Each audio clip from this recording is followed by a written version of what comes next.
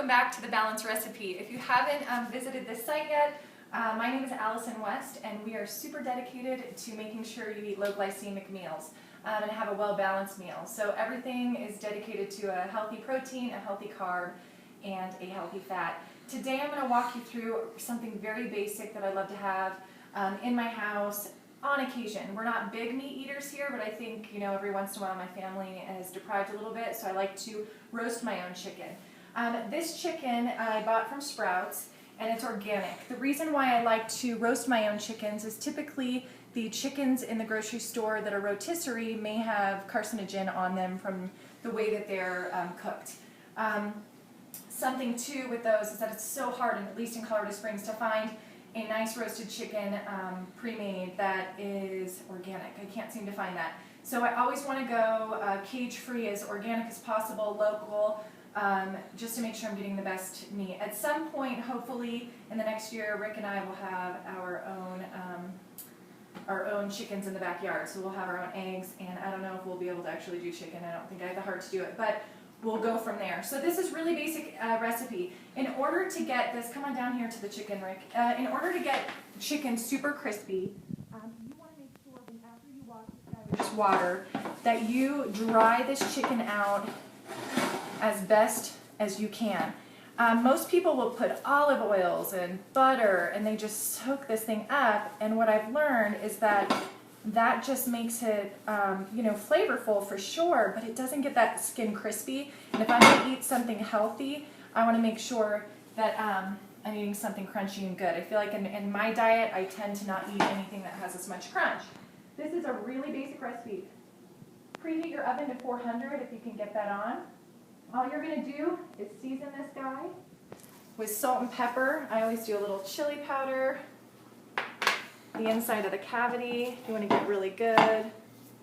You're just going to do basically a dry rub on this guy so that the outside is really good. And the nice thing to have chicken around the house, the nice reason for chicken around the house, is that you can shred this and keep it on hand for tacos and salads. You can actually cut it and eat the breast and the leg. There's so much to do with it. And then come over here to this side, Rick. These are the gizzards, the neck, and the heart. I'm not big on eating these, but somebody in the house will. And what I'm going to actually do is I'm just going to actually set these in the pan, or on this pan. This cool little roasting rack was from Williams-Sonoma, not very expensive. Just enough to elevate the chicken off of the pan so that, once again, in that dry factor, the chicken has some space between all the moisture of the juice that's going to drip. All we're going to do is we're going to put this guy right on the pan. I'm going to kind of see whatever other little crevices, and then I like to sprinkle a little bit of the seasoning in the pan, and you'll see why later.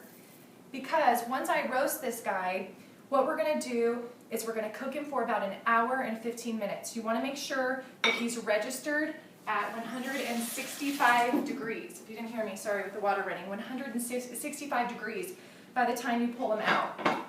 When we pull him out, we are going to take a spoon, and all the juices from the neck, the gizzards, and the chicken are going to be around this pan. We're going to sprinkle some organic oregano in this juice mixture, and right when this guy's ready to eat, we're just going to spoon some of that juice all over the top. It's going to sizzle, it's going to crack, and that's going to be your chicken. The recipe is going to be on the website, thebalancedrecipe.com. We're also going to have the finished tutorial in the next menu that's going to be twice baked sweet potatoes to go along as a nice vegetable dish. And you'll see how we cut it. We'll do all of that good stuff so that you at least have the end result. So I hope you enjoy it. Super easy. You don't need to tie it. That's all you have to do. Really the only thing is cooking it for an hour and maybe 15 to 25 minutes. And you can get so much done while it's in the oven. You can shower, get ready, work out, go for a run, do things. To stay busy while this thing is cooking, pull it out, you've got dinner ready. So just email the site if you have any questions, and this is Allison at The Balanced Recipe.